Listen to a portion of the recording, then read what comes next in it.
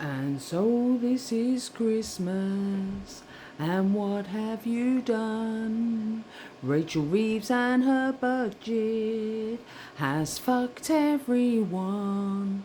Yes, we're going to talk about Rachel Reeves and her budget. I'm only going to cover a couple of things because there's so much in that budget that she screwed up on, but we haven't got time in a video to do that. I will be live tonight at 9 o'clock if you want to come along, and we'll be talking about all things budget and Rachel Reeves and the fall of the Labour Party, because that's what's going to happen after today and their fiasco.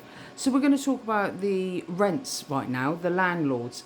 Now their income tax is going up on properties, which in turn rents will go up. They will absolutely skyrocket.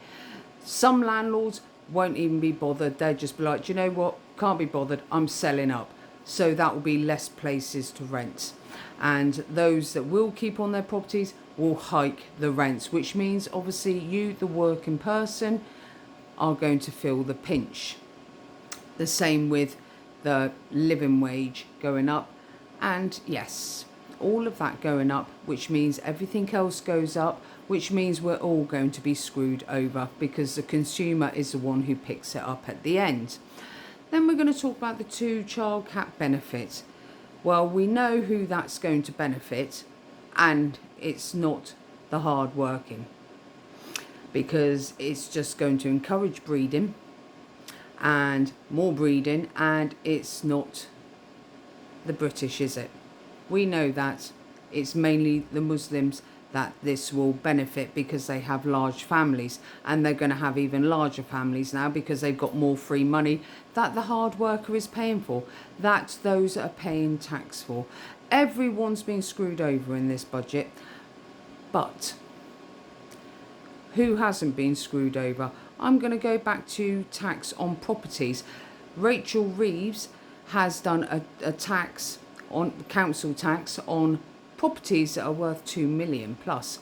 But did you know she wanted to do that on properties that were worth 1.5 million? She wanted it as a lower threshold. But guess who was dragged into that?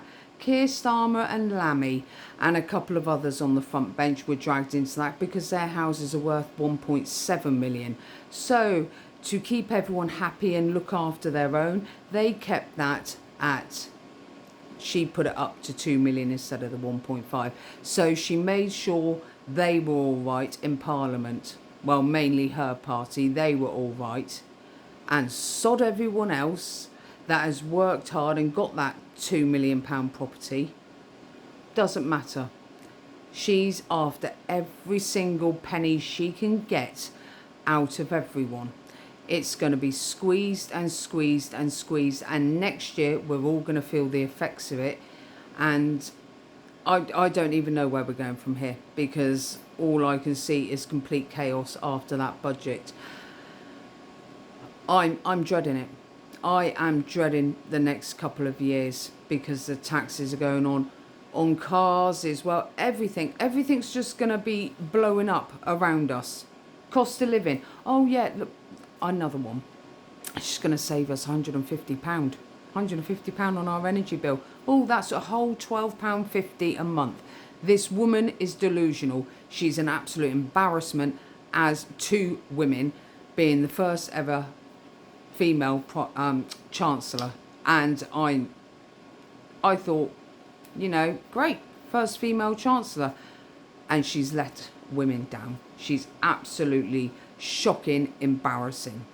And I haven't got much more to say on this because the whole budget is, well, she did get advice from Gordon Brown, so that says it all, doesn't it?